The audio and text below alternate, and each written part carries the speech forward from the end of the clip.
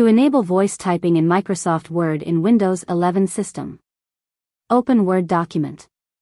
And then click Windows key and letter H together. Then this small pop-up window of voice typing will appear. You can now start talking to type.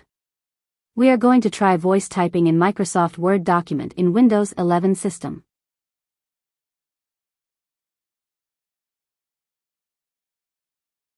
Once you complete typing, just tap this microphone icon. To enable automatic punctuations, click on this settings gear. And then from here, enable this option. Automatic punctuations. OK.